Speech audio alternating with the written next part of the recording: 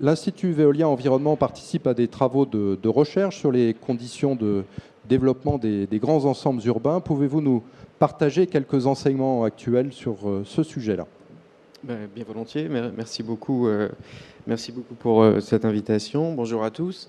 Moi, je souhaiterais rebondir sur ce qu'a dit Alain Mogart tout à l'heure. Je crois que les travaux qu'on mène à l'Institut Veolia sont essentiellement centrés sur la ville, sur la façon dont la ville, comme réacteur de l'activité économique d'un territoire, est aujourd'hui confrontée, comme toutes les autres composantes, à des modifications structurelles très profondes. On est en train de changer de civilisation. On est en train de changer d'espace, on est en train de changer de temps, on est en train de changer de temps d'interaction, de qualité d'interaction. Le monde est totalement transformé et personne aujourd'hui ne sait ce que sera le monde demain, c'est-à-dire à 10, 15, 20 ans. Ça n'est pas possible, ça dépasse les capacités de calcul. On peut faire beaucoup de scénarios, beaucoup de projections, mais on ne sait pas ce qui va se passer. Par contre, on peut dresser des grandes tendances et puis sentir des signaux faibles, des choses qui sont en émergence.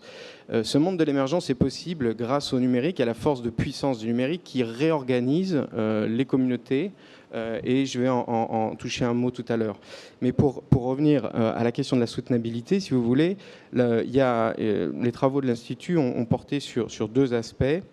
Le premier, c'est l'empreinte. Comment est-ce qu'on peut la définir ou la redéfinir pour qu'elle puisse être utilisée de façon pratique? Et on a regardé avec l'UNEP comment est-ce qu'un territoire, quelles étaient en fait les composantes de l'empreinte environnementale d'un territoire.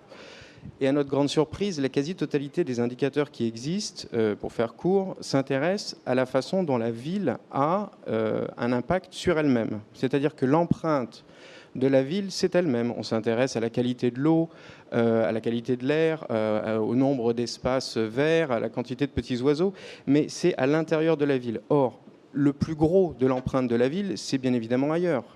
À l'échelle globale, le problème numéro 1, c'est l'érosion de la biodiversité. Le problème numéro 2, c'est le changement climatique. D'après des travaux scientifiques très sérieux et relativement maintenant non discutés. Donc, à partir de là, comment fait-on pour pouvoir mettre en place un système qui permette de piloter l'action pour essayer d'intégrer ces dimensions-là dans la construction de la ville? Le deuxième enseignement de ces travaux, c'est que c'est extrêmement compliqué. Et aujourd'hui, nous n'aurons pas, sous 10 ans, je m'avance peut-être, mais la capacité, en réunissant les meilleurs chercheurs du monde, pour trouver les indicateurs pertinents de façon à réintégrer la biodiversité à l'intérieur de l'empreinte du territoire. On sait le faire avec le carbone. Ça marche relativement bien qu'il y ait beaucoup de villes qui aient des problèmes pour mettre en place ce type de mesures, mais on ne sait pas le faire pour la biodiversité, parce que comment est-ce que vous voulez mesurer des poires, des pommes, des poissons, des petits oiseaux ici ou là? Quel effet de la ville là-dessus? Bon. Donc ça, c'est extrêmement difficile, et c'est vraiment le dur du sujet, c'est que l'expertise, je dirais, classique est en train de buter sur des mesures qui sont pourtant fondamentales si on veut pouvoir agir sur la soutenabilité. Mais il y a d'autres approches, et en particulier, je voudrais citer un site que vous connaissez peut-être qui s'appelle SourceMap, la carte de la source, qui a été développé par un Irlandais qui a travaillé au MIT et qui est un site collaboratif où chacun met en place ce qu'il sait des interactions entre les différents composants d'un produit. Alors en gros, ça veut dire quoi? Vous allez sur le site, vous vous intéressez à votre iPhone et vous dites où mon iPhone a été fait et comment. Et vous pouvez délimiter chacun des composants et voir où est-ce qu'il a été mis en place. Donc si on couple ces données-là avec, par exemple, des cartes d'interaction où l'on voit où la biodiversité est la plus menacée, on a à ce moment-là une possibilité d'action pour tout un chacun, pour le consommateur comme pour l'élu, pour favoriser telle pratique plutôt qu'une autre. Et ça, ce sont des choses qui sont en émergence, qui vont arriver et qui vont court-circuiter le circuit classique, je dirais, de mise en place de l'expertise pour la mesure et pour le pilotage de l'action.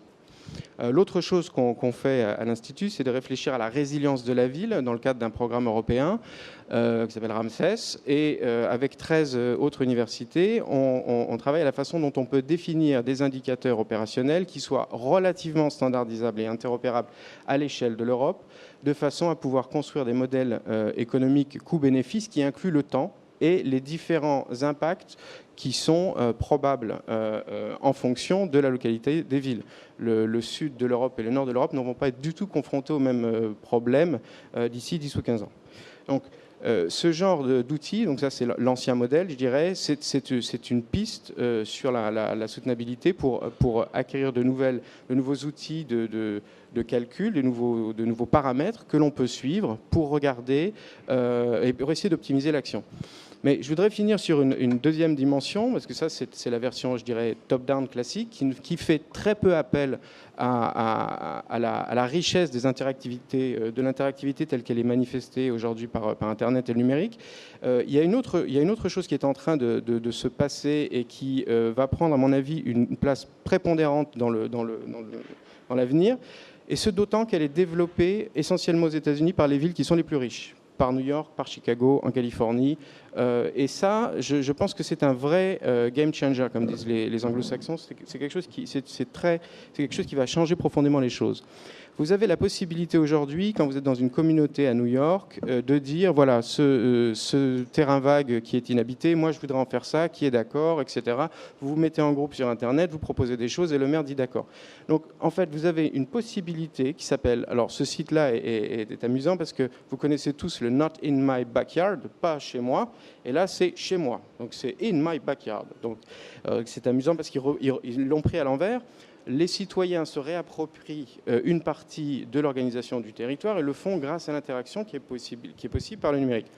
Alors, jusqu'à présent, c'était limité à des petites échelles, et puis bien souvent, ça faisait peser sur l'élu des charges qui sont pas évidentes à traiter. Il y a un site qui permet de prendre des photos des villes et puis d'envoyer en disant, voilà, là, il y a un problème de lampadaire, faites quelque chose, etc.